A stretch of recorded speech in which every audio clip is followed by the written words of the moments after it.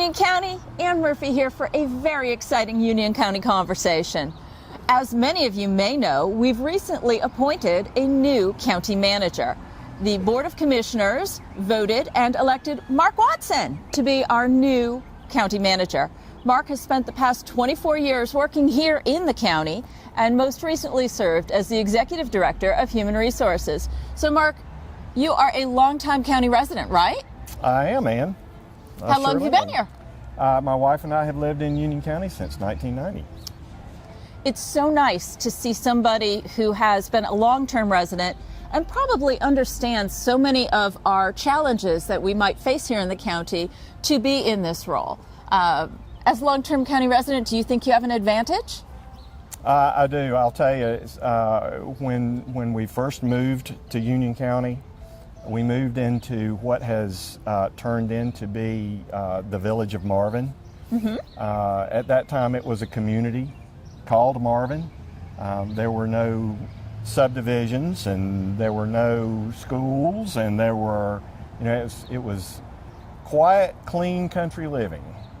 And I kind of make light of the fact that it seemed like the day we laid the last brick on our house was the day they started the first subdivision in Marvin. So the quiet, clean country living didn't last that long, but I certainly enjoy living in Union County. That's terrific. I know you raised your family here. We have. I believe you've got grandchildren living in Union County as well. We do. Which is just, it's nice. As a employee as well, a long-term employee, you have an advantage coming into this role as, first of all, you know all of us. Right. Or for those of us who might not see you on a daily basis, you might know us for good reasons or perhaps for less good reasons. I'm in the good reasons, just FYI. Right, Mark? Right, Ann.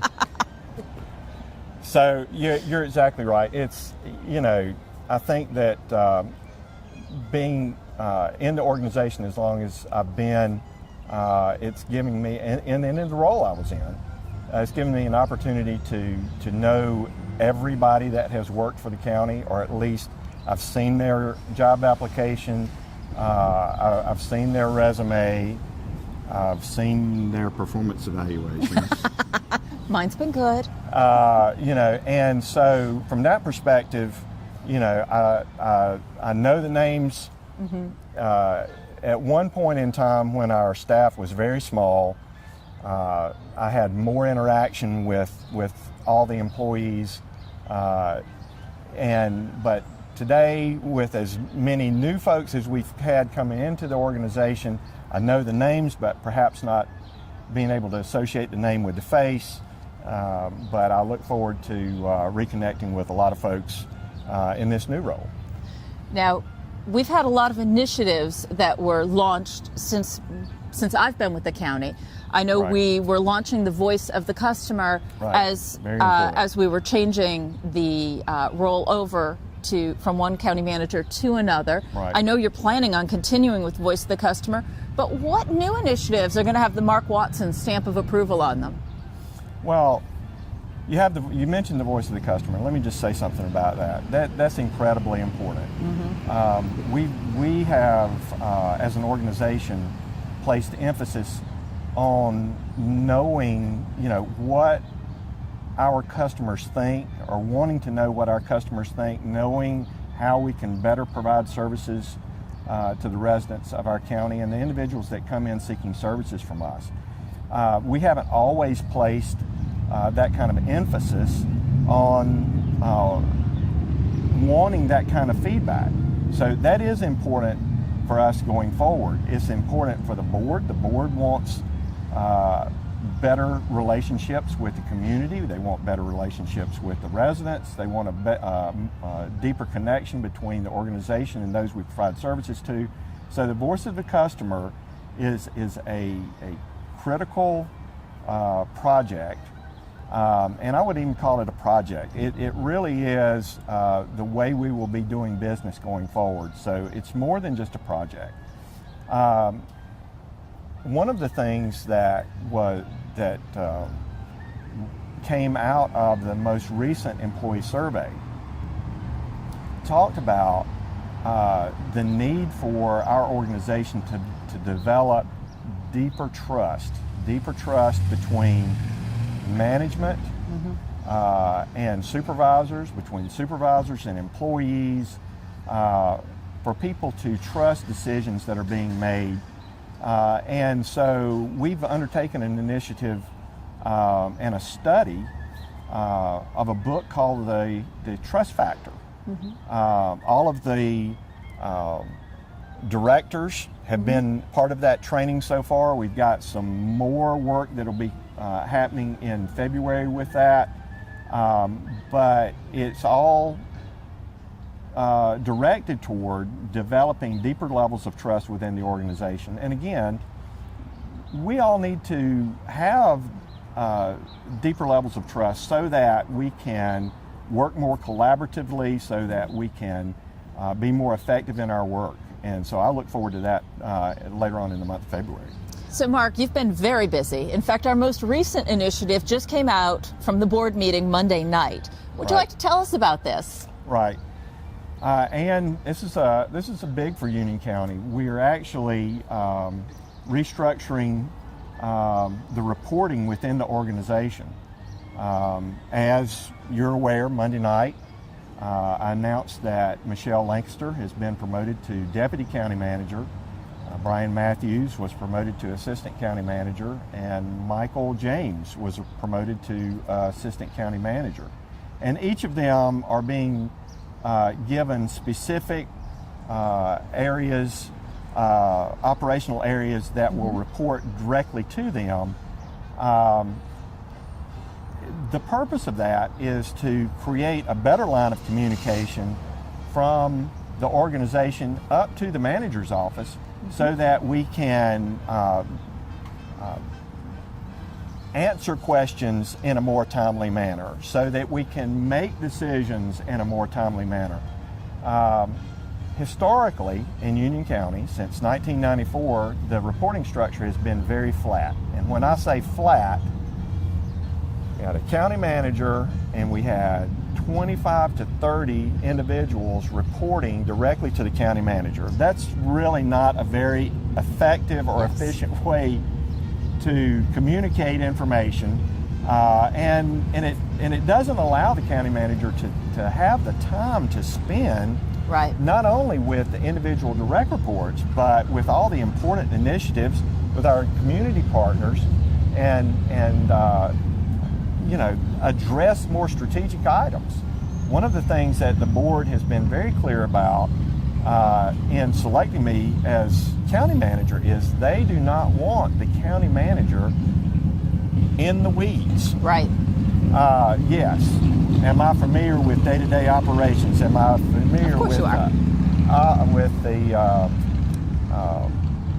initiatives and the things that are going on within the operation? Certainly I am. But I'm not. My job is not to micromanage any of those things. My job is to facilitate the things that people need in order to get their work done.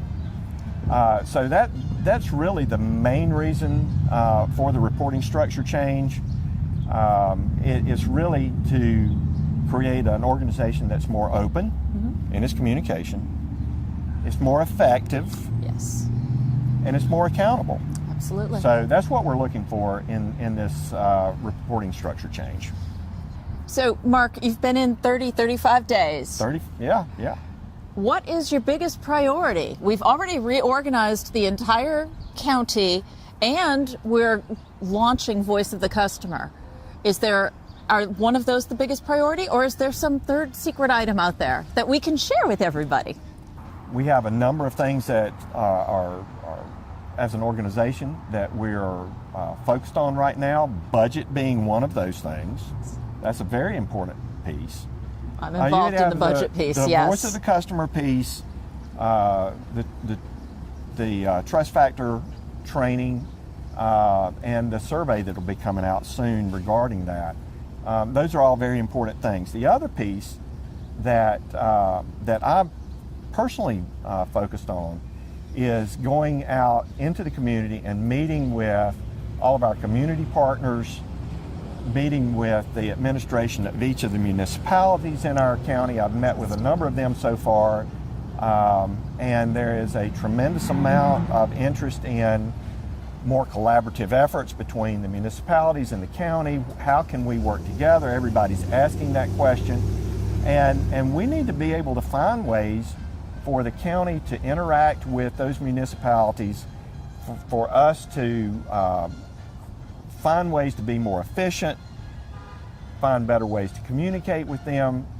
We need to all be on the same page, especially in terms of issues like growth and water and sewer supply and those types of things. There's many ways we can work together, and we are seeking out those ways to do that right now. So one of the roles you've traditionally had as a county employee has been the county historian. Now, I was a history major in college. This is very near and dear to my heart. Can you give us a fun Union County fact? Well, let's talk about the old courthouse that's right behind us. So the old courthouse was constructed in 1886.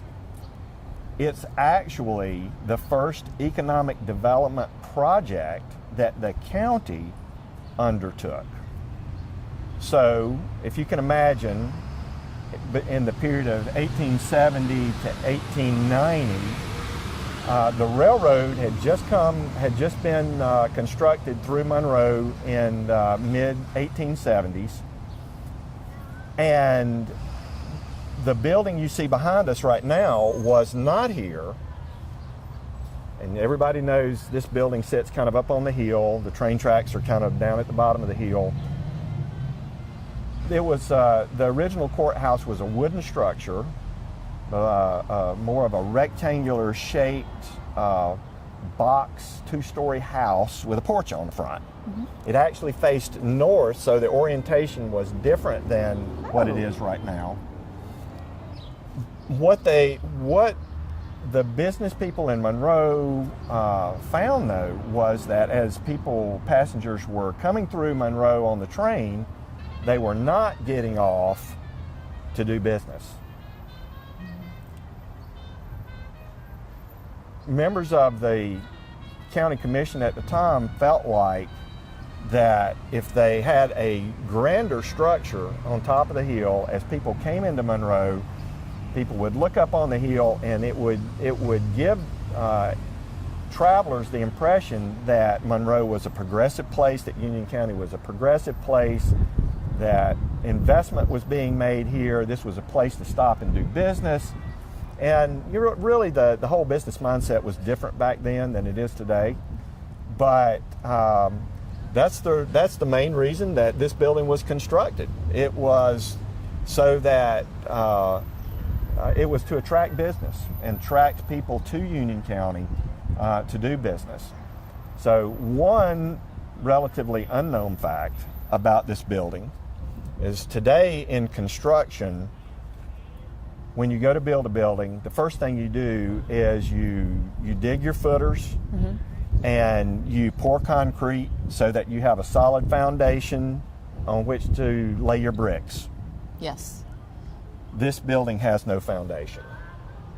And that we amazes me. did not discover that until sometime in the early 2000s, when we were doing some waterproofing on this building, because this building does have a sub-level basement, and it had some water intrusion coming into the basement. So we wanted to take care of the water intrusion. So when the contractor was digging beside the building to put the French drain system in, they discovered that when they got to the original structure, there was no foundation. What they did is they dug the trench, they packed it hard, and they started laying bricks. The reason that, and if you look at the outside of this building, there are no cracks. No, there aren't. I've been all around it. So what makes it sturdy, what gives it its strength, is the walls are about 2 foot wide. So you have solid 2 foot walls all the way up to the top of the structure, and that's what gives it its strength. But that's a fun fact that not very many people know, and when they hear it for the first time, They're amazed. They're amazed because it's so different than the way construction's done today. I mean, we're talking about a 140-year-old building. Right. That is in pristine condition. Right. Well, maybe not pristine, but in excellent condition for its age. Right. So another relatively unknown fact is when the building was constructed, of course, it had use as district court. We didn't have a resident court judge at that time. They had judges that would be circuit judges that would come into the county to hold trial. You had some basic county offices, the office of the sheriff. Mm-hmm. The land surveyor there was a county land surveyor at the time. The sheriff was actually the tax collector also, if you can imagine. You got to keep those guys busy. So yeah, you got to be bringing the money in to fund the county operations. Mm-hmm. And then you had the county commission members. So all of the rooms were not used in the original building. The county commission did not want them, unused, so they actually rented some of the rooms out to local attorneys. And in the room right here behind us, in this first window off the porch, Armefeld and Williams had their law office. And Frank Armefeld was more than just a lawyer. He had received his education at Trinity College and Yale University. He was a literary. He wrote. He was a poet.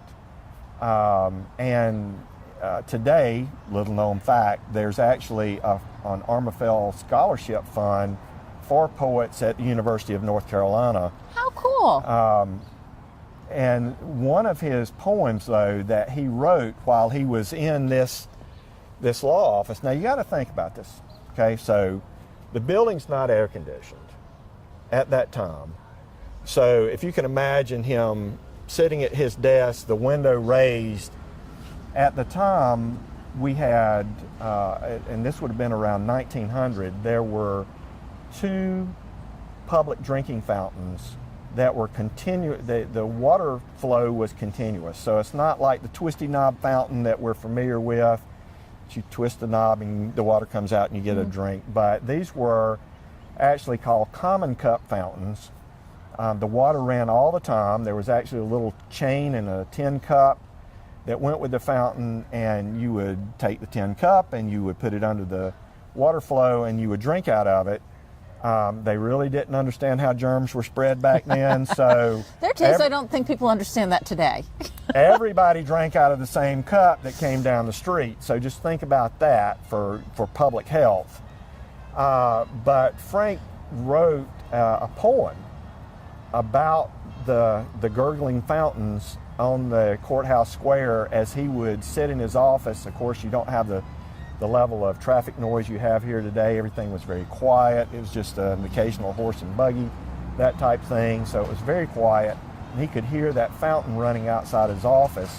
But the poem about the fountains is pretty unique in that we know where Frank's office is today, and we have the original public drinking fountains that have been restored over the last 5 years. And those fountains sit in the county building today. One of them does. One in the lobby of the government center and the other's on display in the old courthouse. Yes. Mark comes completely prepared, folks. We actually have the poem entitled "The Fountain on the Square." Right. "'Tis but rarely in the hurry and the rivalry and worry, oh, the hard work that I may wander, seeking pure fresh woodland air.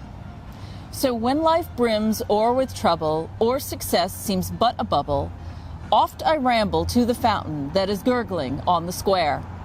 To the calm and stately fountain, to the spirit resting fountain, to the patience teaching fountain that is gurgling on the square."